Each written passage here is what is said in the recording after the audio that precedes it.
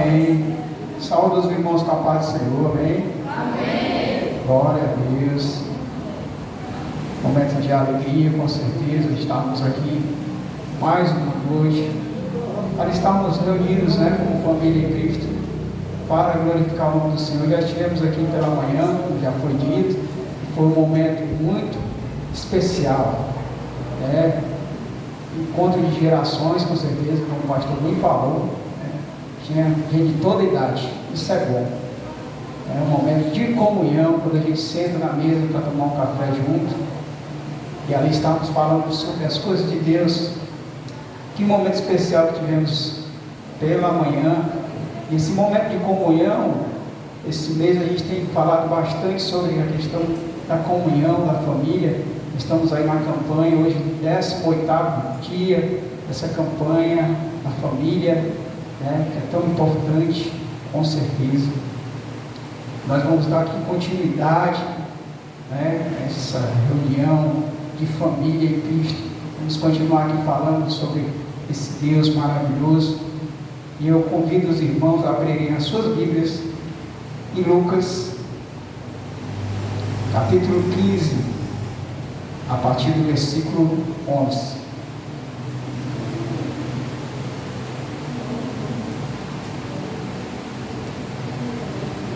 Lucas 15, a partir do versículo 11.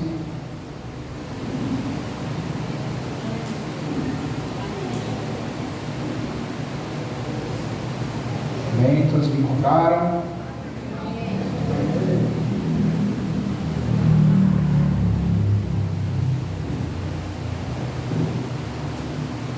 Vamos ver.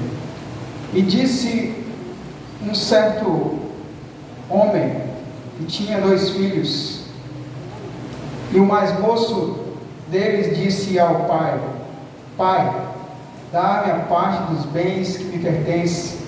E ele repartiu por eles a fazenda. E poucos dias depois, o filho mais novo, ajuntando tudo, partiu para uma terra longínqua, e ali desperdiçou seus bens, vivendo dissolutamente. E havendo ele gastado tudo, houve naquela terra uma grande fome, e começou a padecer necessidade.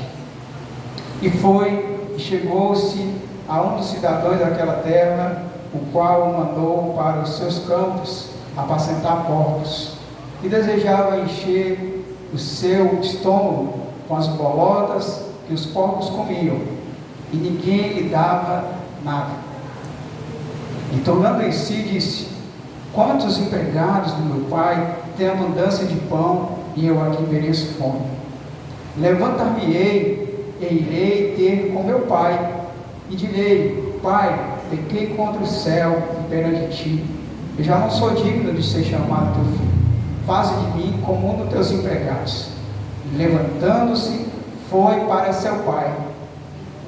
Quando ele estava longe, viu seu pai se moveu de íntima compaixão, e correndo, lançou-lhe ao pescoço e o beijou. E o filho lhe disse: Pai, pequei contra o céu e perante ti, eu já não sou digno de ser chamado teu filho. Mas o pai disse aos servos: Trazei depressa a melhor roupa, vestir-lhe, põe-lhe o anel na mão e sandália nos pés. E trazei o bezerro cevado e matai-o, e comamos e alegramos, porque este meu filho estava morto e reviveu, tinha se perdido e foi achado, e começaram a alegrar-se. E o seu filho mais velho estava no campo, e quando veio, chegou perto da casa, ouviu música e danças, e chamando um dos servos, perguntou-lhe: O que era aquilo? E ele disse: Veio teu irmão e teu pai, matou um bezerro cevado, porque o recebeu são e salvo. Mas ele se indignou e não queria entrar. E saindo o seu pai, rogava-lhe para que entrasse com ele. Mas respondendo ele, disse ao pai: Eis que te sirvo há tantos anos, sem nunca transgredir os teus mandamentos, e nunca me deste um cabrito para alegrar-me com os meus amigos. Vindo, porém, este teu filho, que desperdiçou teus bens com as meretrizes, mataste-lhe o bezerro cevado. E ele disse: Filho, tu sempre estás comigo, e todas as minhas coisas são tuas. Mas era justo alegrarmos-nos e folgarmos, porque este teu irmão estava morto e reviveu, tinha se perdido e achou-se. Aleluias, glória ao teu nome, Senhor. Dite a tua palavra, Senhor, essa noite, que o Senhor fale aos nossos corações através dessa palavra, Pai amado, conforme o teu Santo Espírito, Senhor, meu Deus, deseja falar a cada coração.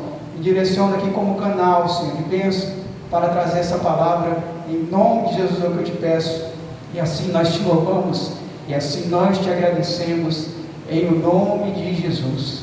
Amém. Sentado.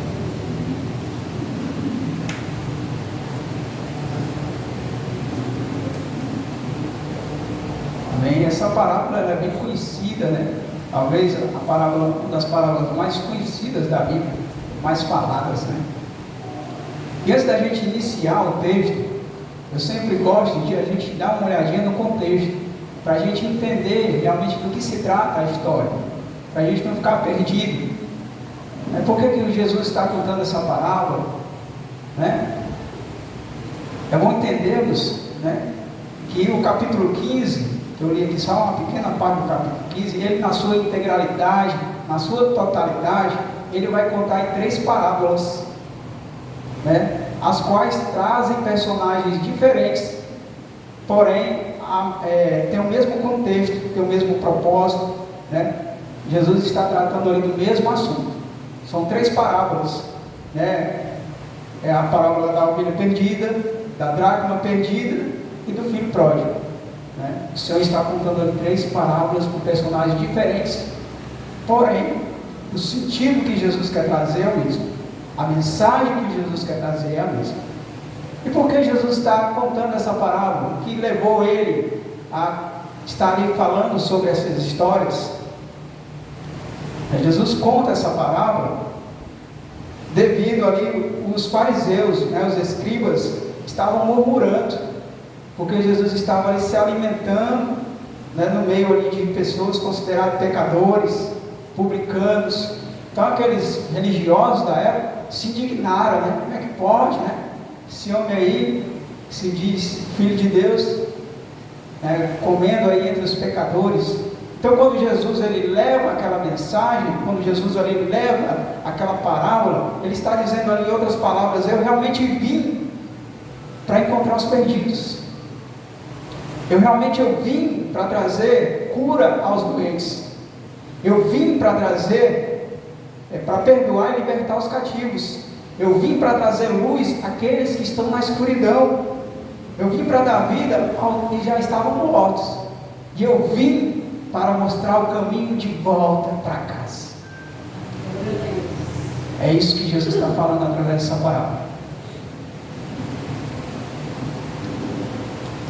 Dizendo isso, agora a gente vai dar início aqui ao texto. E o tema que eu escolhi sobre essa parábola do filho pródigo é o arrependimento sincero do filho e o amor imensurável do pai. Por que imensurável? Ninguém consegue explicar o tamanho desse amor. Nem a própria palavra consegue explicar.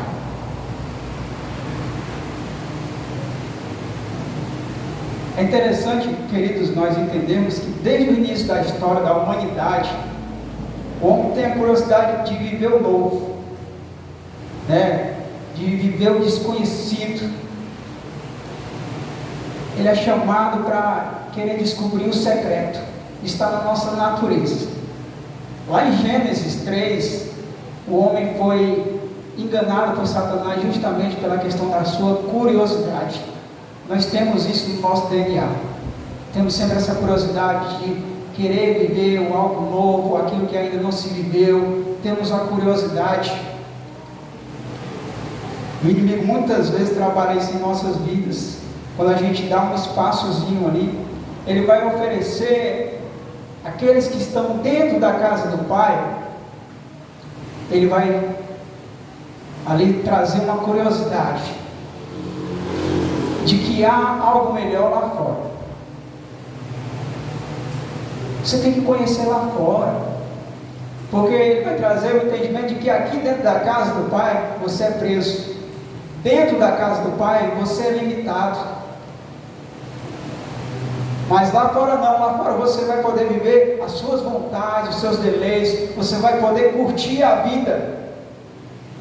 Então a proposta que Satanás lança, principalmente para a juventude, porque há muitos jovens aqui, esteja atento sobre isso, porque vão vir os convites, os pratos, né, daquilo que está lá fora.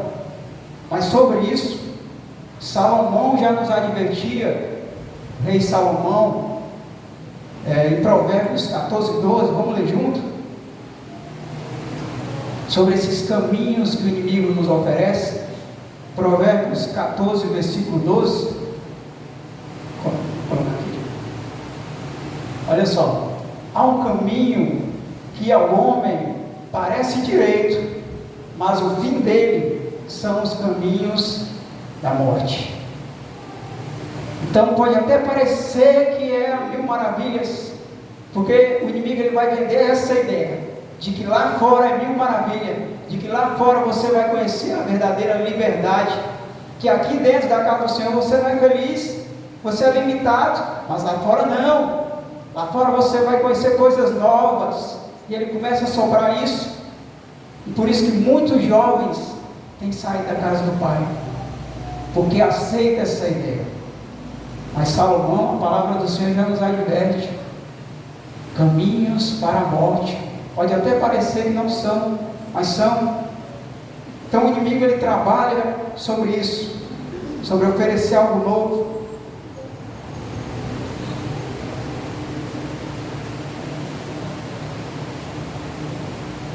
Talvez nós aqui já pensamos isso, talvez lá fora possamos fazer aquilo que nós queremos, viver aquilo que nós projetamos, sem a limitação, porque muitas vezes Deus, na sua divina graça e no seu amor, muitas vezes Ele vai falar, não vai por aí, nós temos sim um limite, mas Ele faz esse limite justamente para não nos machucarmos. Mas como não estamos vivendo a vontade do Senhor, não estamos ligados no centro da vontade dEle, podemos pensar, não, talvez lá fora eu consiga viver melhor. Isso é uma grande mentira, querido. E o inimigo ele vai muitas vezes trazer o entendimento, ele vai inverter a situação e vai dizer que aqui na casa do Senhor você é escravo, mas lá fora você é livre. É mentira, mentira do nosso inimigo. Paulo sobre isso ele já nos advertia em Gálatas 5:1. Vamos também ler juntos para dizer o que o apóstolo Paulo vai falar aqui. Foi para a liberdade que Cristo nos libertou. Portanto, permanecei firmes e não vos sujeitei outra vez a um jugo de escravidão. O que Paulo está querendo dizer aqui? Que hoje você é livre. O sangue derramado na cruz em nosso favor rompeu as correntes de condenação e hoje nós somos livres. Você pode dar uma glória? Aleluia! O sangue derramado na cruz rompeu as correntes que nos aprisionava. Antes, quando estávamos lá, éramos escravos, mas hoje em Cristo Jesus somos libertos. Alto preço foi pago para que você pudesse ser livre. Então não volte, Paulo está dizendo assim, não volte a ser escravo de novo, porque Jesus já te trouxe a liberdade. E a verdadeira liberdade, queridos, está em Cristo Jesus.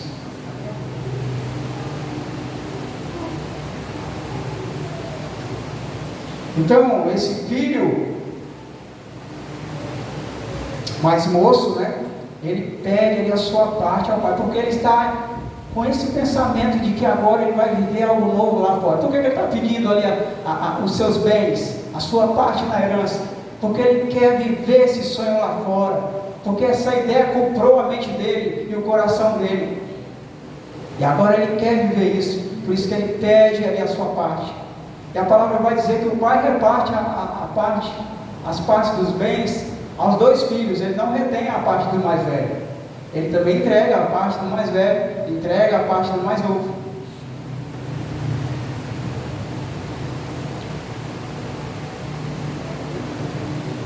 E é característico, querido, do jovem. Eu digo isso que eu já fui também, não sou tão jovem, né? Estou perto dos 40. Mas é característico do jovem ele ser precipitado, ele ser imediatista, ele ser impulsivo. Talvez você que é jovem está aqui, talvez você não seja os 3, mas pelo menos uma dessas características você vai ter um pouquinho. E tem pessoas que carregam isso consigo por muitos e muitos anos. E isso traz a gente uma grande destruição, que é você ser impulsivo, né? Você ser imediatista, você ser precipitado. Por que eu digo isso? Dias vão se passar e aquele filho agora ele vai pedir a sua parte, né? E agora ele vai pegar a sua bolsa, as suas coisas, porque ele já recebeu os seus bens.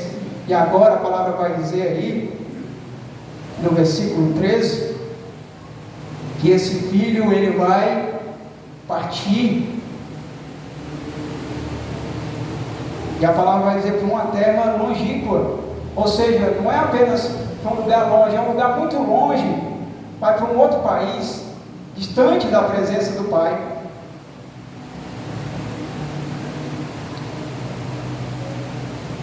Nós podemos notar sobre esse jovem, de que ele realmente, em seu coração havia o que? Um descontentamento. Já não havia mais alegria no coração dele de estar na casa do pai, porque agora tinha sido comprado a ideia no coração dele de que lá fora era melhor. Então em seu coração havia um descontentamento, e eu quero dar essa palavra, hoje eu estou falando principalmente aos jovens nessa parte aqui, porque essa palavra o Senhor me incomodava enquanto estava aqui estudando sobre ela aos jovens. Claro que no contexto geral, mais aos jovens.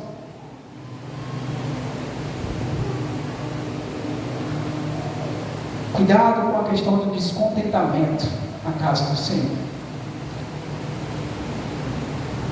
Descontentamento muitas vezes pode fazer você sair da casa do Pai. E se eu posso dar um conselho a vocês, eu não vou dar um conselho meu, eu vou dar um conselho que Paulo deu aos Colossenses. Ele diz: pensai nas coisas do alto e buscai as coisas do alto. Sabe por que eu digo isso? Porque muitas vezes a juventude está buscando muita coisa daqui, entendeu? Muitas coisas daqui da terra, está se enchendo de informação, está sendo bombardeado com coisas daqui. Quando eu digo buscai e pensai, como Paulo falou lá, primeiro pensai. Por que pensar? Porque quando eu penso, meu pensamento é o combustível da minha ação. Você entende isso? Se eu estou pensando sobre a palavra do Senhor no meu dia a dia, no meu trabalho, na hora que eu vou tomar banho, na hora que eu vou dormir, então automaticamente a minha prática também vai ser conforme o meu pensamento. É o combustível, é o que está aqui, é o que eu vou fazer. Mas se eu tenho alimentado a minha cabeça com tudo no mundo, menos com o Senhor, então não tem como eu praticar a palavra, não tem como eu viver. Então obviamente que eu vou estar na casa e eu vou estar descontente com a casa. Eu vou começar a encontrar em pequenos detalhes algum motivo para me sair da casa do Pai. Então esse filho agora ele está descontente e ele quer sair. Você veja que é um efeito dominó, né? Ele abraçou aquela ideia e começa a ver os sentimentos e abrir espaço para o inimigo trabalhar no interior dessa pessoa. Próximo processo, depois do descontentamento, a ingratidão. Querido, sentimento maligno é a ingratidão.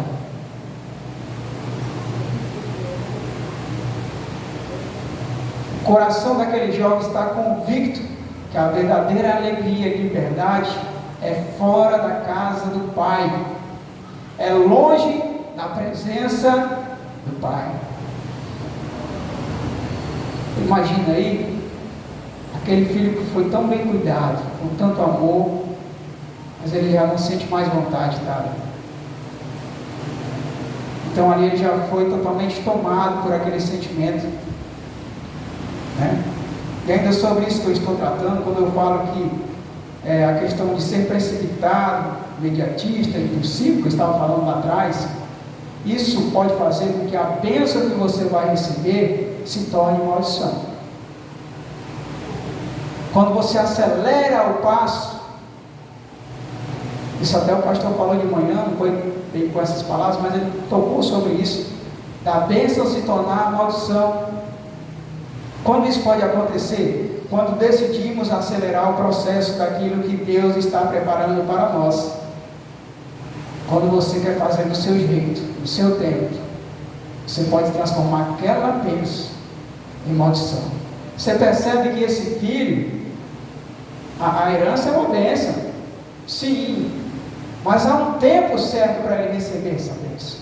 Só que agora ele quer acelerar o processo, porque ele é precipitado. Entende? Todos estão entendendo? Amém.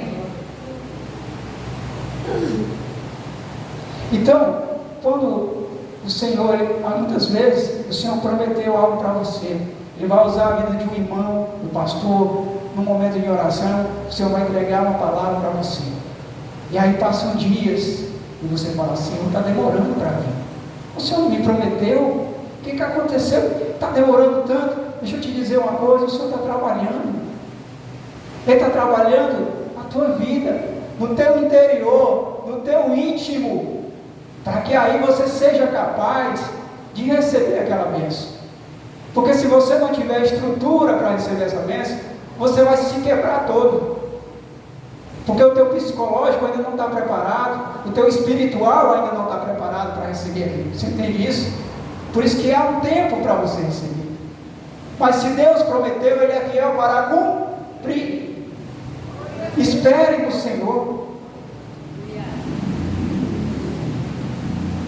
Há processos. Quando você quebra esses processos, a bênção que viria para você pode vir maldição. Deixa eu dar aqui um exemplo de dois personagens na Bíblia. Um que se precipitou e um que soube esperar. Abraão, pai da fé. Mas infelizmente, em um momento ali na história de Abraão, ele se precipitou. Deus havia prometido a ele e a Sara, sua esposa, que lhe daria um filho, filho da promessa. Só que aí, eles já eram velhinhos, né? Sara meio que não acreditou naquilo que o Senhor tinha prometido. Ela já era uma senhora de 90 anos. E aí eles quiseram dar uma forçazinha para Deus. Não, vamos acelerar o processo. Fala com a serva de Sara, Agar, e para convencer Abraão de ter um relacionamento com a serva de Sara, para que ali saia o filho da promessa. Mas a promessa não era para o ventre de Agar, a promessa era para o ventre de Sara. E aí eles se precipitam. Abraão compra aquela ideia, tem um relacionamento ali com Agar e nasce Ismael.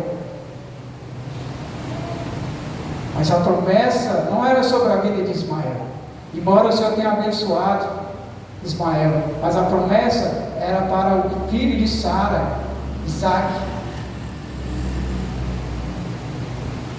Tempos depois nasce Isaac. O Senhor cumpre a promessa. Mas veja só, querido, a descendência de Isaac é de Judá, judeu, e a descendência de Ismael é o pessoal ali dos árabes, do islamismo, né? Querido, até hoje a contenda entre aqueles irmãos por território, se matam entre si, irmãos, Até hoje o sangue lá é derramado. Por quê? Porque o homem acelerou o processo de Deus. Até hoje o preço está sendo pago. Você vê como é sério isso? Gerações e gerações. Povos que são irmãos, mas que se matam entre si. Briga por território, por conceitos humanos, né? E aí vai. Um outro exemplo agora de alguém que soube esperar.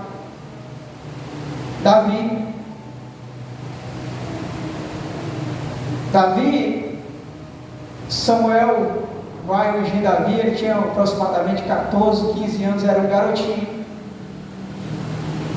E eu pergunto para você, querido, assim que Samuel unge ali, vai lá na casa de Jessé, vai Davi, unge aquele garotinho, ele já se torna rei, ele já assume o trono? Não. Aí vem os processos, né? Deus vai fortalecer aquele garotinho. Por quê? Porque Deus tem uma bênção para ele grande. E para que esse jovem, esse garotinho, ele consiga sustentar essa bênção, ele tem que ser preparado, ele tem que ser moldado, não é verdade? Só que no meio desse processo, o que eu observo é que Davi é tentado acelerar o processo. Se você conhece a história lá de Davi, por inúmeras chances, ele tem a oportunidade de matar Saul, que era o rei. Por muitas vezes foi dada ali a oportunidade a ele, mas ele respeitou o tempo que Deus tinha para ele. Ainda não era o tempo. Deus iria colocar ele sem ele precisar manchar as mãos dele, sem pecar contra o nome de Deus. Ele entendia isso. Ele soube esperar o processo, o tempo de Deus. É isso que eu deixo essa noite, querido, para você saiba esperar o tempo. Se passaram ali 15 anos, agora sim, Davi assume Hebrom, e ali ele reina por 7 anos e meio, e depois Jerusalém por 32 anos e meio, 40 anos reinando, um reinado sólido, de vitórias, porque Deus o abençoou, porque ele soube esperar. Bem, então aquele filho agora ele vai sair de casa. Ele não sabe esperar. Ele quer a coisa para hoje, para ontem.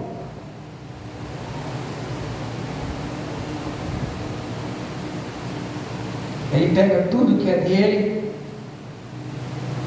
e agora ele vai sair da casa do pai.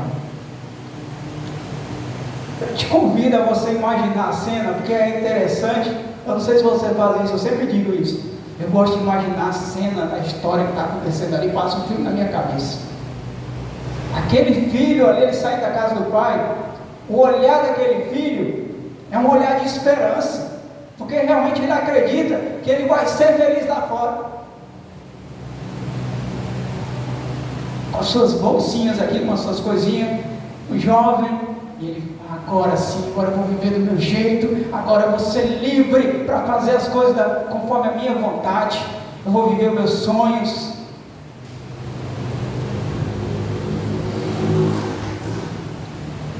Ali atrás dele, o pai. Talvez, tempos atrás, quando eu ainda não era pai, eu não sabia a dor que esse pai sentia. Hoje eu consigo mensurar. Porque você imagina aí, você cria um filho com todo amor, com todo zelo, com todo cuidado, debaixo da sua asa, com todo carinho. E esse filho simplesmente fala assim: olha, me dá a parte da minha herança. Não importa se o senhor é vivo, se o senhor é morto, porque é isso que ele está dizendo aqui. Quando ele pede a parte da herança, ele está dizendo assim: pouco importa se o senhor ainda é vivo, se o senhor é morto, eu quero a herança. Diga-se de passagem, quantos filhos hoje na casa do pai só tem vindo atrás do pai pela herança? Quantos filhos estão atrás só da bênção? Então, eu posso mensurar, querido, a dor desse pai, porque agora esse filho está partindo, e ele pouco quer saber do pai. E o pai, com a experiência de vida que ele tem, ele sabe que ele vai sofrer lá fora. Mas o filho, ele parte achando que ele está levando a melhor parte. O filho, ele parte achando que ele está levando o melhor, que é os bens, que é o dinheiro.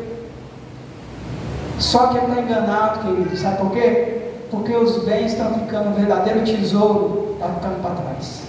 Que é o quê? A companhia do Pai, a presença do Pai, a casa do Pai, a proteção do Pai. Esse é o verdadeiro tesouro. E ele está deixando para trás. Sabe por quê? Bens, dinheiro acaba. Se você não souber usar, se você não souber investir, acaba. Mas o amor do Pai acaba.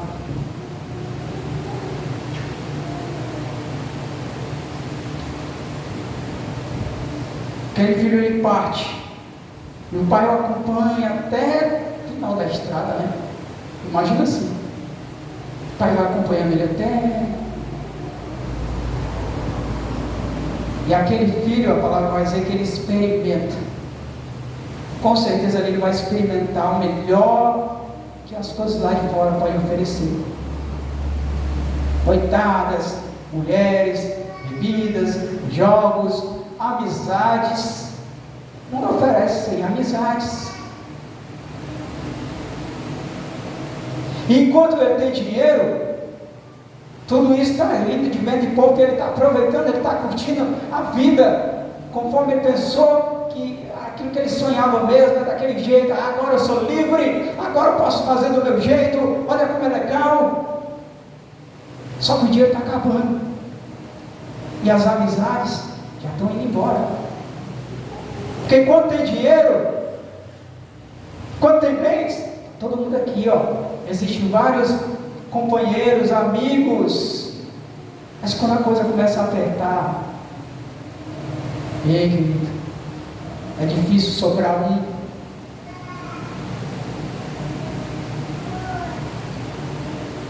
Quem vende para o homem a ideia que lá fora é melhor do que dentro da casa do Pai, ele só conta a primeira parte. Ele nunca vai contar a segunda parte. Qual é a segunda parte? Que tem a alegria. Essa alegria que ele oferece, que Satanás oferece, ela é passageira.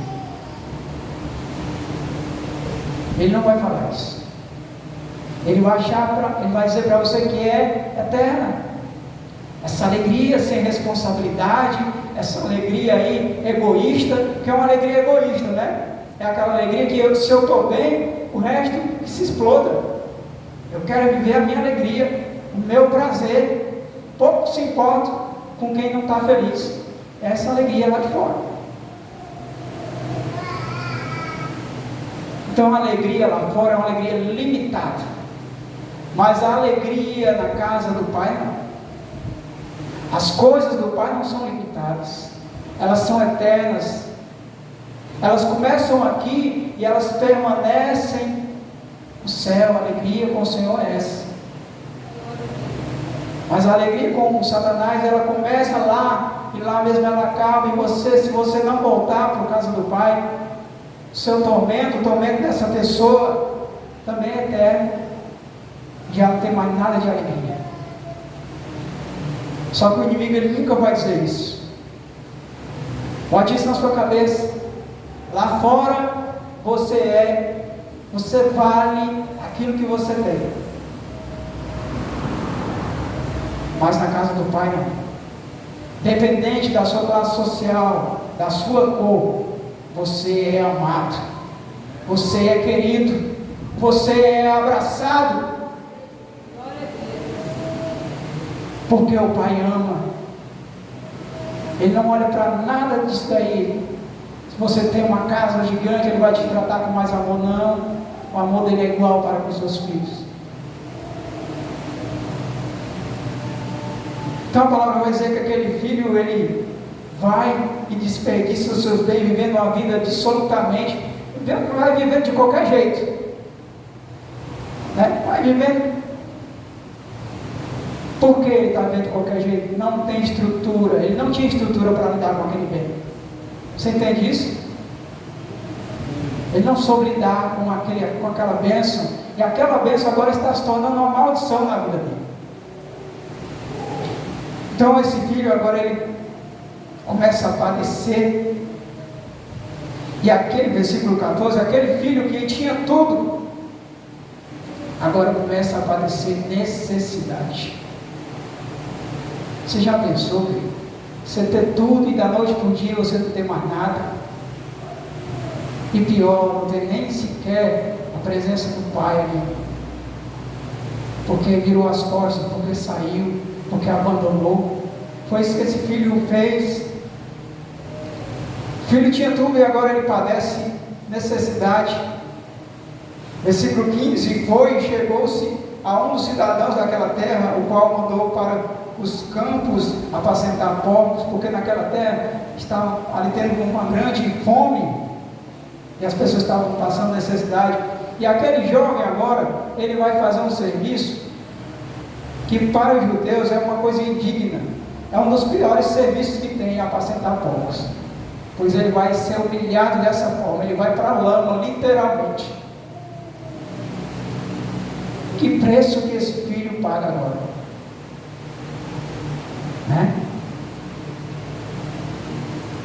E agora ele começa a ver, poxa, aquela felicidade que eu imaginei, ela tinha um limite de tempo. Cadê os meus amigos, aqueles que estavam aqui do meu lado? Tudo foi embora. Versículo 16 vai dizer que ele desejava comer as bolotas, né? Aquela comida dos porcos. Tamanha era a fome desse jovem, tamanha era a necessidade. Você imagina alguém que já experimentou do melhor, agora querer experimentar a comida dos porcos, e nem isso é dado a ele. Olha a situação em que esse jovem se encontra, tudo isso partindo de um princípio de que eu vou fazer do meu jeito, no meu tempo. Cuidado com isso, querido. Cuidado com isso. Versículo 17.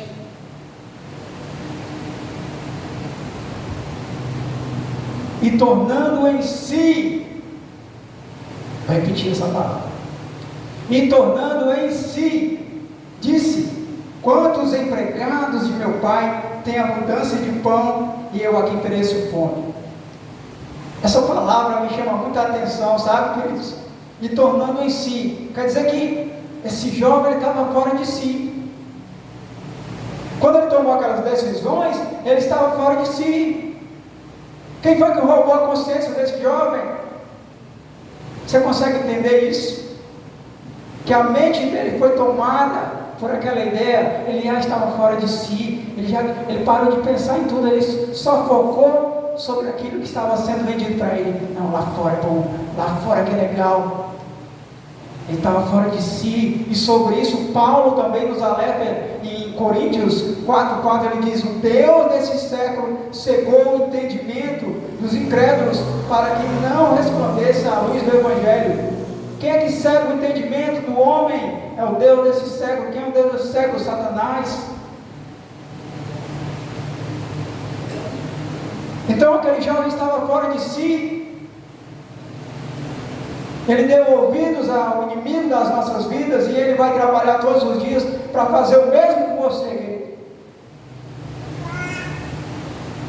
Entenda isso.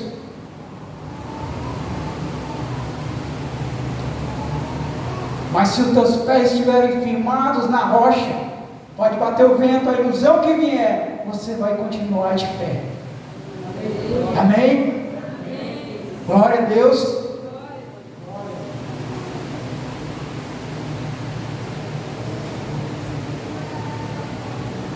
Aquele jovem agora, aquele pensamento que está tendo ali naquele momento, e que volta a lucidez para ele. Ele diz: levantar-me-ei. Essa palavra é muito forte. Levantar-me-ei. Aqui ainda não é uma ação, é apenas um pensamento dele. Ele diz: eu vou me levantar, e irei ter com meu pai, e direi: Pai, pequei contra os céus e perante ti. Eu já não sou digno de ser chamado teu filho. Faze-me como um dos teus empregados. É isso que agora aquele jovem pensa. Eu vou voltar para a casa do meu pai. Porque na casa do meu pai eu tinha provisão. Porque na casa do meu pai eu tinha o carinho do meu pai. Eu tinha o amor do meu pai. Eu tinha o cuidado do meu pai. Mas agora olha onde eu estou. Eu vou voltar. Levantar-me-ei. Só que ele ainda não tinha se levantado. Aquele era o pensamento dele. Mas hoje já podemos perceber que o coração desse jovem está quebrantado. É lindo aqui o que ele está pensando. Ele diz assim: olha, eu vou voltar e vou dizer: já não sou digno de ser chamado teu filho. Ou seja, eu vou voltar por baixo. Eu não vou voltar dizendo: olha pai, eu voltei e eu quero de volta tudo que é meu.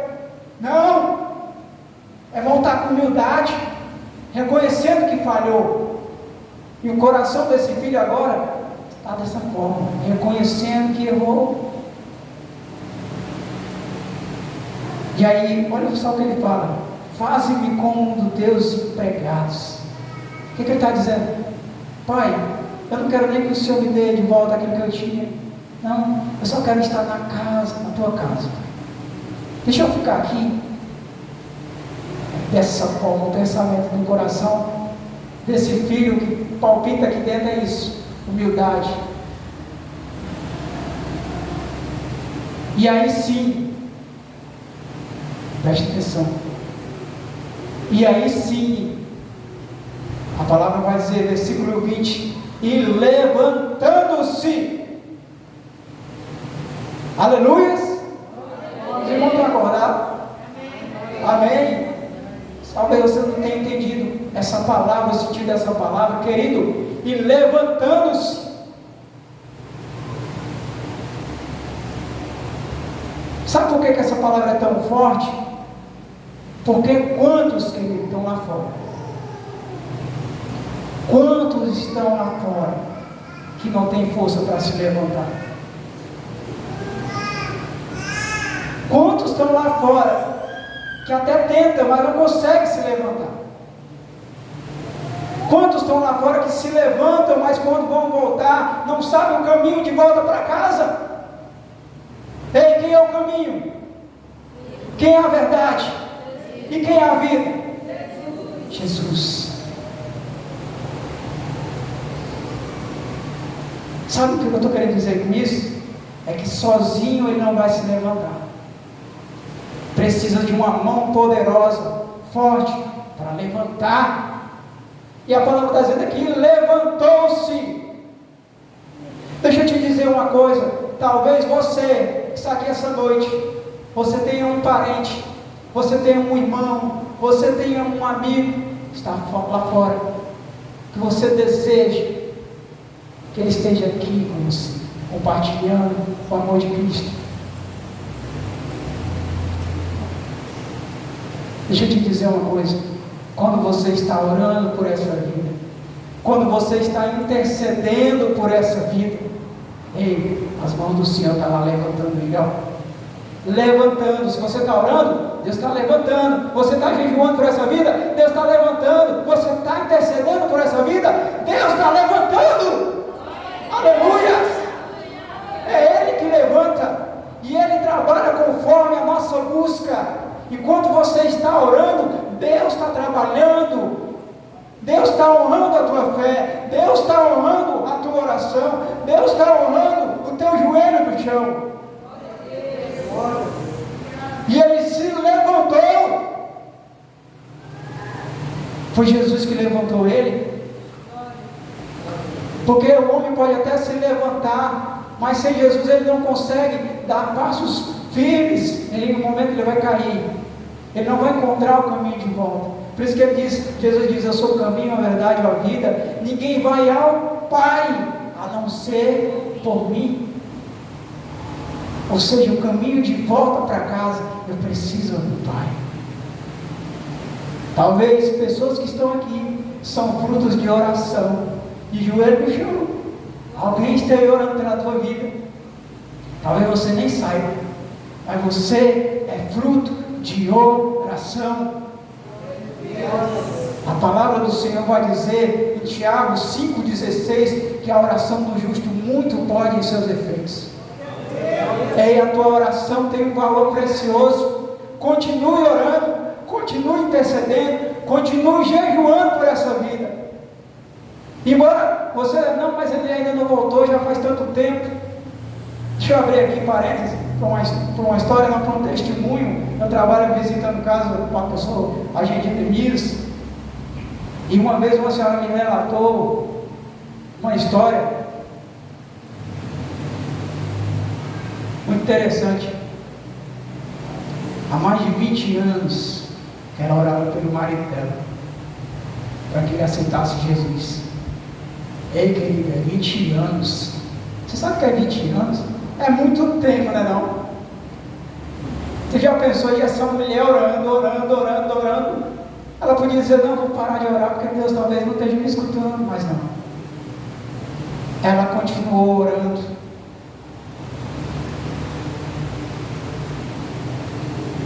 Ela continuou de joelhos no chão, intercedendo pela vida do marido. Num determinado dia, essa mulher, ela se acordava mais cedo, ia para a cama, o marido deitado do lado e ela do outro, ela se ajoelhava no chão ali na cama e orava baixinho. O marido dela se levanta, toma um café com ela. Quando chega ali mais ou menos o horário da tarde, já para ela se arrumar para ir para o culto, ele diz assim, ei, hoje eu vou contigo, conhecer esse Deus que você tanto fala para mim. Aleluia, querido. É só Deus, querido. Mas o que foi que alcançou aquele homem? A fé daquela mulher. O que alcançou a fé daquela mulher de não desistir. Por isso não desista de orar pelos seus. Esse mês a gente tem falado muito sobre família. Eu tenho certeza que há alguém que está muito distante da casa do Pai, da sua família. Continue orando. Deus está trabalhando, mas é no tempo dele. Interessante que ela disse que o marido foi para a casa do Senhor e com pouco tempo agora ele se torna obreiro da casa do Senhor. E aquele homem, eu cheguei a conhecer ele. E eu conheci ele antes de aceitar Jesus e depois. Era uma outra pessoa, a fisionomia da pessoa mudou. Ele tinha uma aparência fechada, trancada. Mas agora, quando eu visitava a casa dele, era uma outra fisionomia. Ele falava, ele sorria com os olhos. E eu sentia a presença do Senhor na vida dele. Eu não sabia da história deles. E anos depois, eu visitando, ela me falou sobre essa história.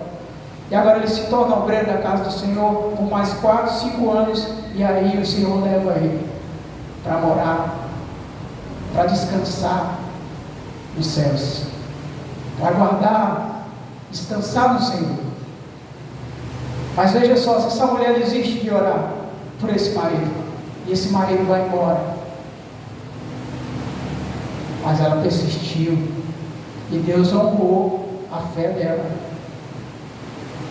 Amém? Amém. Glória a Deus.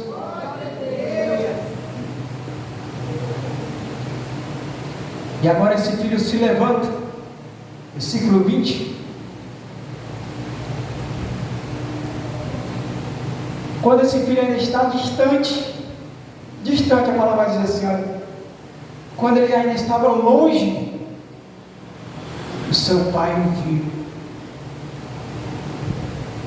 Isso demonstra, querido, que o pai, todos os dias olhava para a estrada. Ele tinha confiança que um dia o seu filho ia voltar. Sabe por quê? Porque ele nunca deixou de amar esse filho. Nem um dia. Nosso Pai é assim, sabia?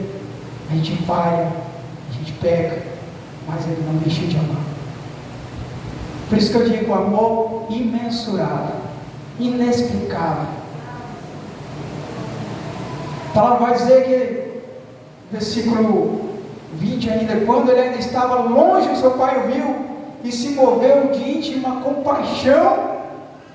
E agora esse pai vai de encontro a esse filho. Você pode imaginar essa cena, querido?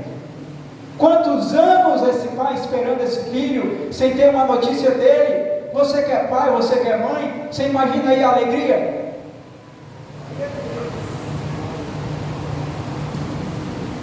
Esse pai vai de encontro ao filho, ele deixa nem o filho chegar, ele sai correndo estrada à frente para abraçar o seu filho.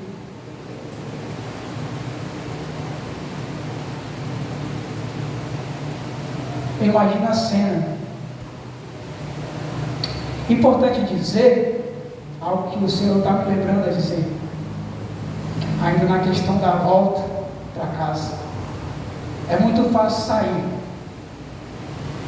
É muito fácil. Tem suprimento, tem a herança, as bolsas estão cheias, mas é muito difícil voltar, sabe por quê? Porque você vai voltar envergonhado, sujo, a bolsa vazia, as vestes rasgadas, fedendo ao pecado. Olha como é difícil. Se põe no lugar também do filho agora, como ele volta. Por isso que eu digo, precisa da mão de Jesus para voltar. E agora esse filho vem, sem saber como o pai vai reagir ao vê-lo, mas o pai já mostra ali o perdão, sem mesmo falar, pela ação dele. Ele abraça esse filho e beija esse filho. Esse é o amor do pai. Ele tinha todos os motivos, querido, para dizer: aqui você não entra mais, porque na hora que eu mais precisei, você virou as costas para mim. Você não tem mais parte comigo, vai embora. Mas Ele é o Pai que ama. E Ele nos ensina sobre o amor, nessa atitude dele. Ele recebe esse filho agora. Ele abraça esse filho. Ele beija esse filho.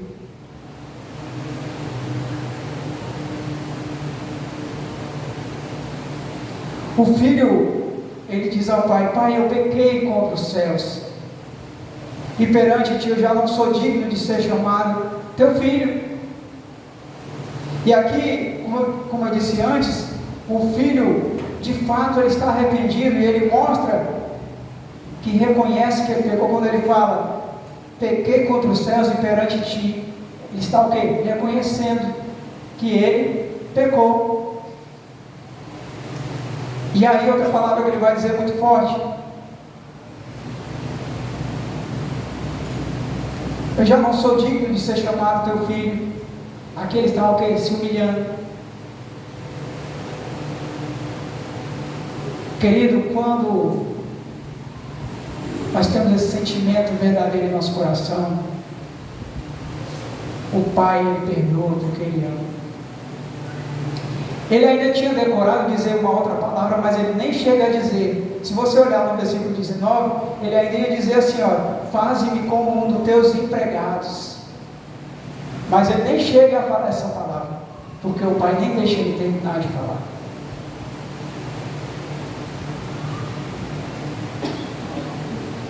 Então esse filho está arrependido verdadeiramente. E a palavra em 1 João 9 vai dizer: se confessarmos os nossos pecados, Ele é fiel e justo para nos perdoar e nos purificar de toda injustiça. Aleluias! Ele perdoa.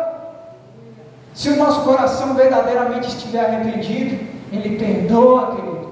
Por mais que você tenha errado, por mais que você tenha feito coisas tristes lá fora, Ele perdoa porque Ele é o Pai. Ele ama incondicionalmente.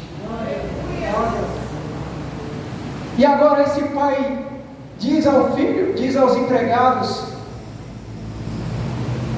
trazei depressa a melhor roupa.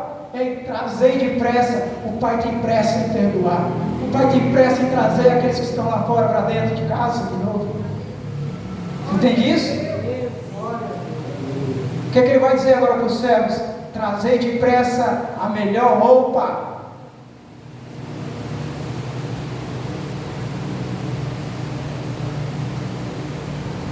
O que significa essa roupa? Você consegue ter esse discernimento?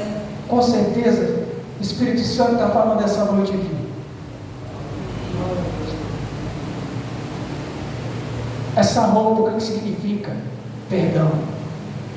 É o pai dizendo para aquele filho: filho, você chegou aqui com essas vestes sujas, rasgadas, sujas do lamaçal, do pecado, mas agora eu te coloco roupas novas, limpas. Eu te perdoo, filho. É isso que o pai está dizendo. Eu te perdoo. Roupas brancas, alvas como a neve. A melhor roupa. Olha a honraria que esse pai está dando para o filho agora.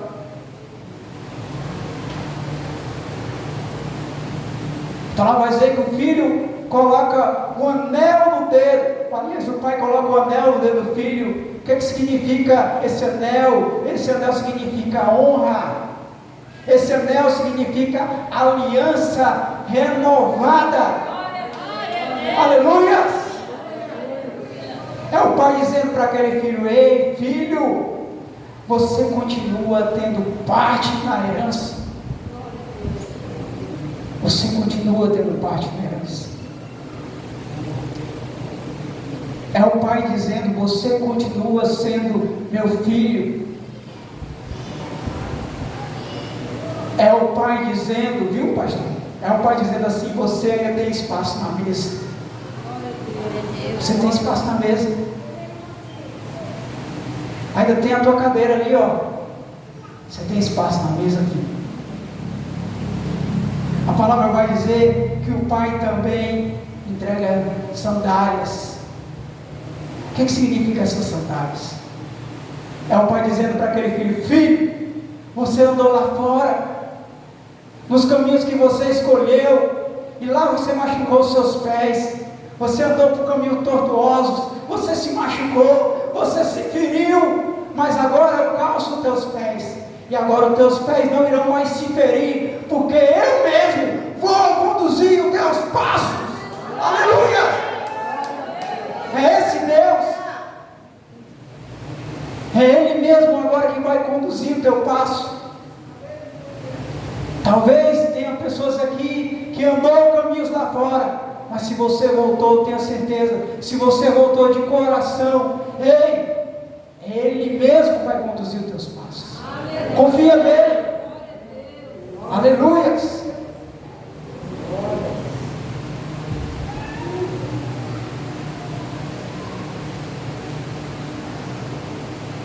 O pai agora diz, versículo 23: trazei o bezerro cevado e matai, comamos e alegramos, porque este meu filho estava morto e reviveu, tinha se perdido e foi achado. E começaram a se alegrar. A palavra de Deus, ela diz que há alegria diante dos anjos de Deus por um pecador que se arrepende. Então esse pai agora está feliz. Por quê? Porque o filho voltou para casa.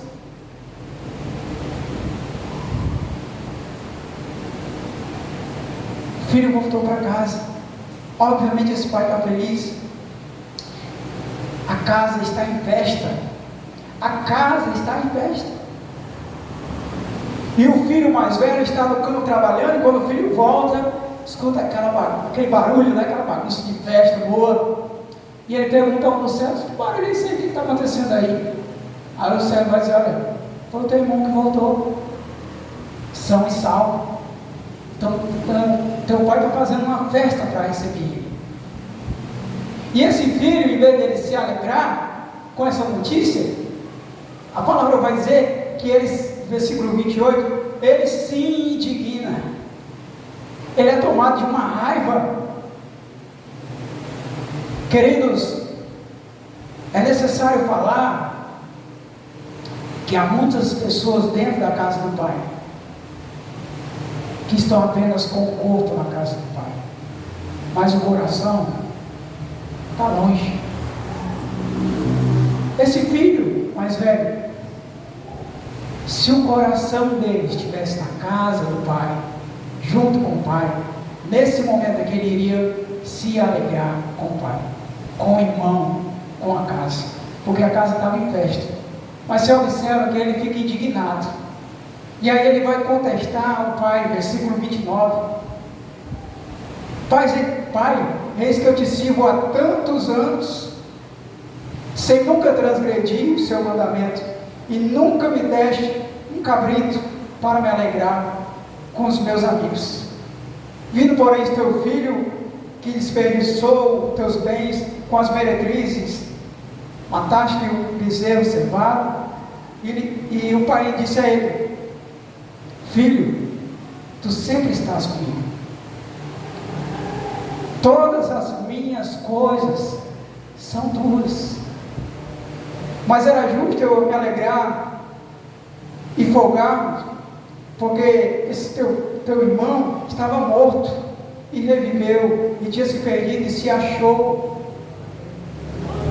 Você percebe aqui, querido, que o filho que estava fora, agora ele está dentro da casa, e o filho que estava dentro da casa, agora ele está fora, porque o pai está conversando com ele, convencendo ele a entrar, e ele não quer entrar porque ele está com raiva.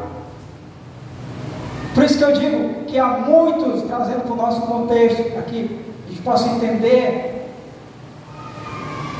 há muitos irmãos, infelizmente, na igreja mundial, em todos os países, em todos os lugares do mundo, há muitas pessoas que estão na casa do Pai, mas é apenas o corpo, o coração está longe. Sabe por quê? Não se alegra quando o irmão, o filho pródigo, entra na casa do Pai de volta. Não se alegra em falar de Jesus Cristo àqueles que estão lá fora, não tem mais alegria. Então o coração dele não está no Pai. Há muitas vezes aquele irmãozinho que está voltando envergonhado, e aquele irmão, em vez de acolher com um abraço, como o pai fez, ele vai apontar, ele vai falar mal daquele irmão. E essa palavra vem nos ensinar que o pai, ele tinha a opção de julgar aquele filho, tinha todo o direito como pai, mas ele não faz isso. Ele acolhe, ele abraça, ele recebe, ele cura. Aquele filho, o pai vai dizer para aquele filho mais velho: todas as minhas coisas são tuas.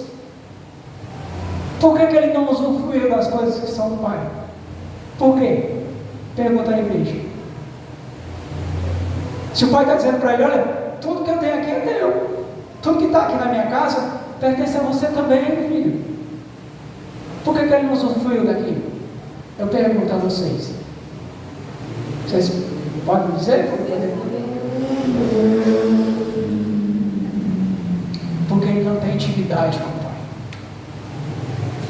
Entendeu? Ele não tem intimidade de usufruir daquilo que está na mesa. Está lá, mas ele tem vergonha, porque não tem intimidade.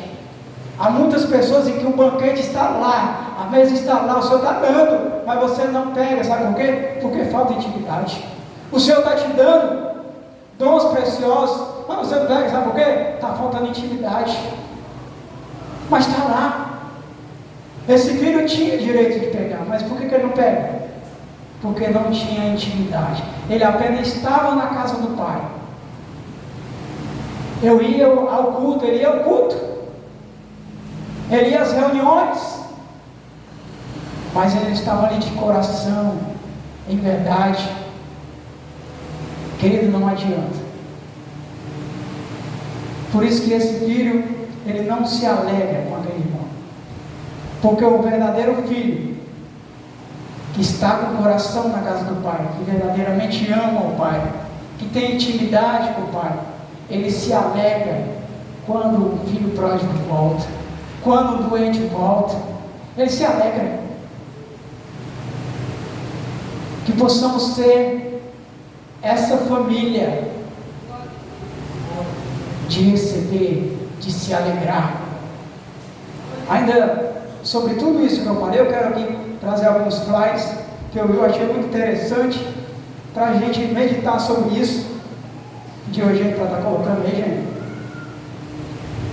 Fala muito sobre isso que eu estou tratando aqui, eu achei interessante e pus para a igreja.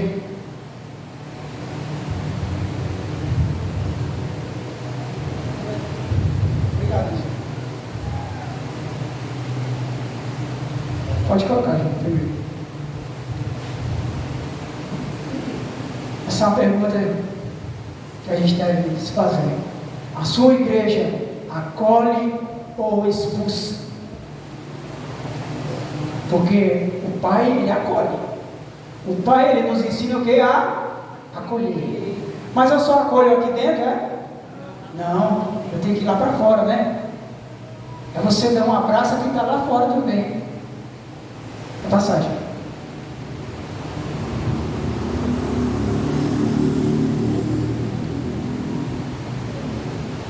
Você já se sentiu julgado ao entrar numa igreja? Muitos entram em busca de cura e saem ainda mais feridos. Essa palavra aqui é para nós aqui, ó.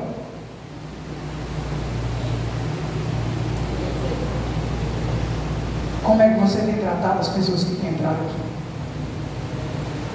Com amor? Ou simplesmente ela entrou e saiu e você nem viu? Não abraçou, não acolheu, não recebeu, não deu uma palavra de acalento aquele coração? Talvez tenha entrado aqui nessa porta ferido, machucado. Aproveitando já a oportunidade, se alguém aqui essa noite dessa forma, eu quero te dizer, você é amado. Seja bem-vindo à casa do Pai. O Pai te ama, o Pai te abraça, o Pai te recebe. Vai passagem. Alguns lugares parecem hospitais, outros tribunais, mas o que Jesus faria? Passar. Ele tocou os impuros, sentou-se com os pecadores, defendeu a mulher adúltera, ele acolheu primeiro e transformou depois. Isso aqui é forte. Aleluia. Olha só, ele acolheu primeiro você acolhe e depois vem a transformação, porque aí o Senhor vai curar onde ele está ferido. A cura, os ferimentos não são curados com chute, com tabefe, com ponta de dedo, apertando sobre a ferida, não, querido. É curativo, é com amor, é com carinho, e aí a mudança vem, transformação. Expulsar alguém por aparência, passado ou fraqueza, não é zelo, é religiosidade cruel, disfarçada de santidade. Isso aqui está longe de zelo, é uma religiosidade.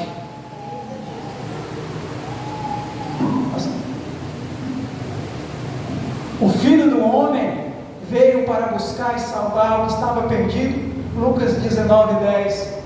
Se a igreja não faz isso, ela perdeu o propósito.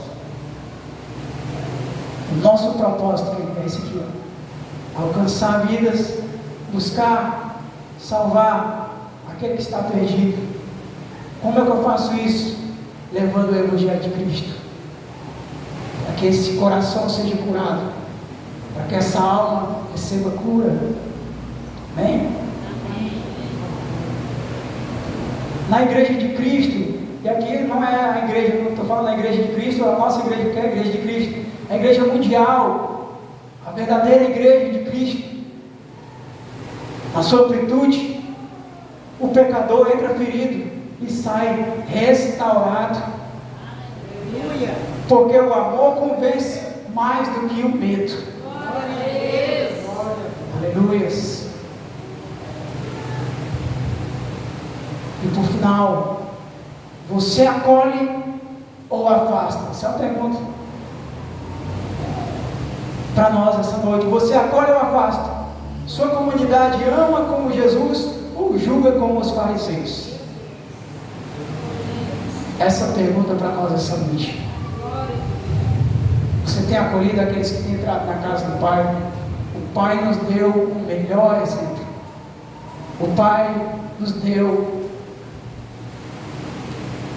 o maior exemplo, mostrando que, embora aquele filho tenha pecado, ele perdoa, ele recebe e agora ele vai tratar. Essa noite, para a gente fechar, eu quero convidar aqui na frente, em nome de Jesus, todos aqueles que têm um parente, que têm um amigo, que têm um conhecido, que têm um vizinho, que está longe da casa do Senhor, que está distante da casa do Pai, que você tem intercedido por ele, que você tem orado por ele. Se você tem orado por ele, se você tem intercedido por ele, eu chamo você de aqui na frente, representar esse parente, representar esse familiar, representar esse amigo, representar esse vizinho. Vamos estar aqui orando, não é, pastor? Vou chamar o pastor para estar orando, e a liderança, eu convido a liderança a estar intercedendo, porque as vidas que estão aqui na frente estão representando aqueles que estão lá fora. E aquilo que eu disse, enquanto a gente ora aqui, o Senhor está trabalhando, o Senhor está levantando, o Senhor está resgatando. Amém? Então venha enquanto o pastor estiver orando, interceda também. Fale o nome da pessoa aí, do seu íntimo aí. Fale o nome daquela pessoa que você tem orado, que você tem intercedido por ele, que eu creio que essa vida será resgatada em nome de Jesus. Pai querido santo, meu Senhor, nessa noite, que a tua palavra, meu Deus, ecoe em nossos corações, propósito pelo qual o Senhor vir à frente, meu Deus, para estar aqui intercedendo, para colocar dentro do teu altar, meu Senhor, Deus, aqueles que porventura ele já tem colocado em oração, mas que nessa noite, pela evidência da palavra que liberta, nós cremos, meu Senhor, que a tua mão não está engolida para que possa salvar. Assim, meu Senhor, nós te pedimos, busca aqueles que precisam buscar, faz encontrar aqueles que estão perdidos, abrindo seus olhos para as escamas, meu Deus. Usa a tua igreja, a santa e poderosa, para que eles possam encontrar, meu Deus, o caminho, que é o caminho do teu Filho amado, nosso Senhor e Salvador Jesus Cristo. E assim sendo, meu Deus, que haja grande colheita na tua casa, que haja festa do céu, meu Senhor Deus, toda vida que a tua igreja se reunir, que haja festa do céu, meu Deus, toda vida que a tua igreja se reunir, para cultuar, para louvar, para bendizer o teu nome, meu Deus.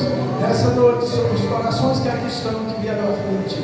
Ah, Senhor, tu bem sabes o clamor de cada um deles, eu não conheço, mas o Senhor sabe, é o Senhor que supra os corações.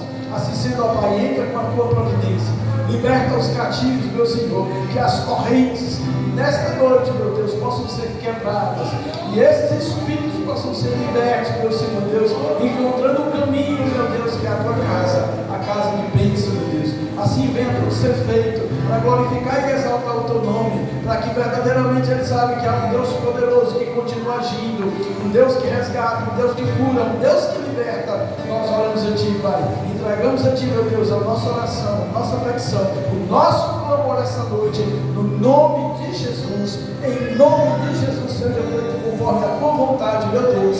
Nós oramos a Ti, em nome de Jesus. Amém. Amados, graças a Deus por essa